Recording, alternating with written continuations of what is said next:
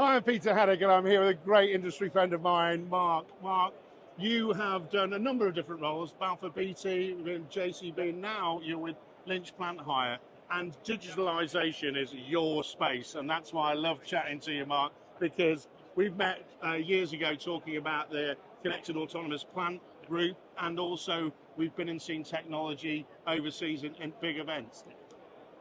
Now we're here, and there's just been a report from Costain about CAP and the 426 billion impact it could have at 2050. Technology is now ingrained in a lot of senses, but it's about actually getting the right technology and making it work. So tell me what you're doing at Lynch and also some of the visionary stuff that you've got in the pipeline. So, appreciate you having me. Joined Lynch 6 weeks ago as their digital transformation manager. With the role purpose very much being digitisation inside and digitalisation outside. So what the processes and the systems, everything we're using with our own staff, and how do we make that customer and user journey a better experience, delivering on that customer experience throughout. We could talk for hours about it as we did last time. I think last time. But look, you're absolutely right. Lynch have a digital journey. They've been on that digital journey for a couple of years now. I think it's widely recognised in the industry. They've gone away and built their own platform. So Andy Vincent, sort of heading up IT as the IT directors, customer portals, our own apps, our own platforms to really engage and hook in the customer. But the data and the technology that's going into there now is, as standard, you can get machine control, human form recognition. So we've sort of put that on the majority of our machines as standard. And we've got the EngCons, we've got the X watches. We have that technology now going on almost as a Lynch spec machine. The report that's come out is part of that next exciting step for me. We've been talking about connected autonomous plant. There's been numerous working groups. I think we're finally starting to see some tangible numbers around the value and the potential benefit of introduction, application, and deployment. And I think now is the exciting time to really be looking at that sort of autonomous journey. How do we start to think about it? Where does it fit? What role does it play? It's never going to be a one size fits all. And we've got to start to think about what those variations or iterations of what type of plant, what type of technology, what type of application, and how do we start to show customers and clients that we see around us today, how do we show them that value? And those Lynch machines are set up and enabled and ready to start that conversation. I mean, this is the whole thing now, and I've seen it recently. You've actually been trialling a new technology, Machine Sense, from Lynx. I saw that just this week. And what's interesting about that is it's enabling the machine to be able to take the application. So like a 3D machine control with the X-Watch system now embedded, that enables that platform. You're also a big thumbs up with Safety Shield for safety. Now you've got the Machine Sense as well, but equally it's about saying, what are we doing with the data? So absolutely. I think we can put all the systems on you want, and there are loads out there, but absolutely, it's the power of the data. And I think that the key bit for me and for Lynch as a business is we are aggregating that data into a single portal. So it doesn't matter whether you have one manufacturer or another, whether you have one human form recognition or another. Lynch, we've got that aggregation of a single customer portal, that Lynch experience that says we are on that digital first journey.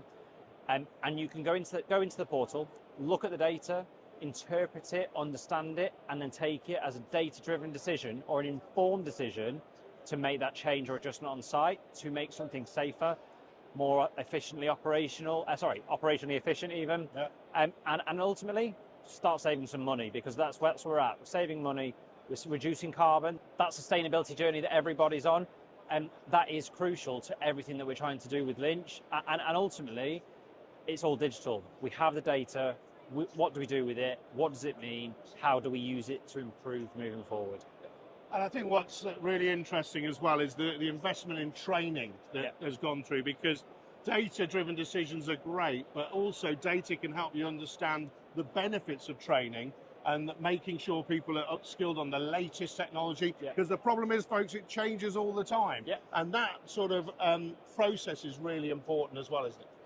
Absolutely, and if you look at, so we've got the training school at Brampton. Yeah. Jez has done a fantastic job with the training both there on site, but also going out to our customer site. So we do a number of training, sort of different training sessions. We do the red zone training, working with the human form recognition.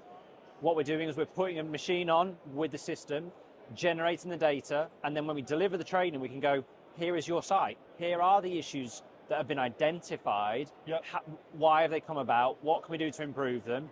We deliver that training. We then give it another period, and we can go back and go, here's the improvement, benchmark, improvement. And it's about that continuous improvement journey with our customers that we take our customers on.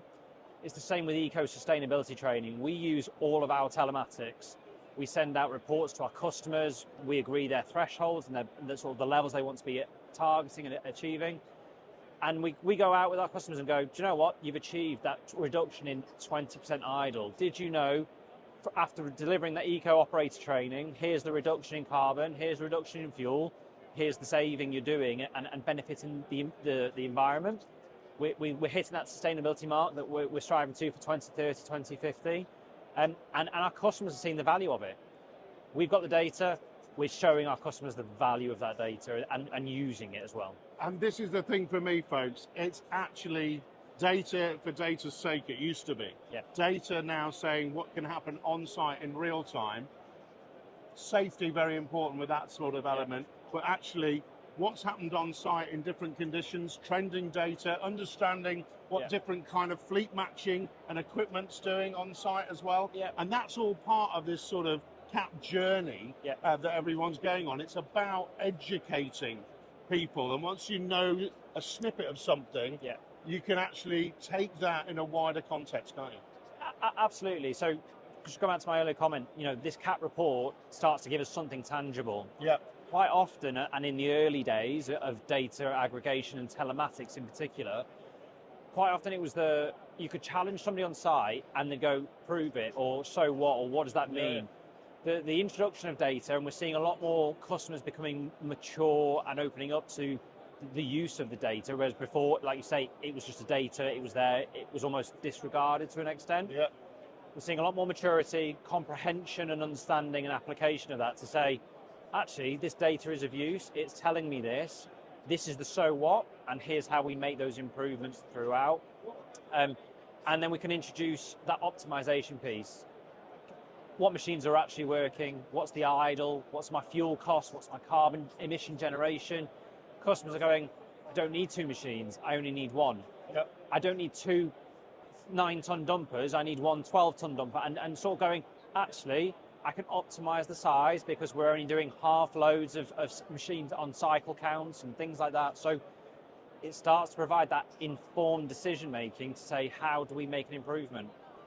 It's not saying we've got to use the machine less, we've got to use the right machine for the right task, for the right length and duration to optimize the process throughout. The data suggests it, we trial it, the data validates it, and it's always coming back to that same data aggregation of having that pool there and saying we're improving as we go each time. So folks, he's a digital guru in my eyes. He's certainly now doing that in the Lynch role that you've taken on board. Lots of exciting things to come, Mark, 100%. and I'm sure we'll see ourselves on site also talking to some of your customers in the future about some of those real world impacts you've just talked about. Absolutely. Because they're happening all the time, folks, and I'm going to tell you all about them because I'm going to spend some time with you in the future and the team. Cheers. Look forward to it.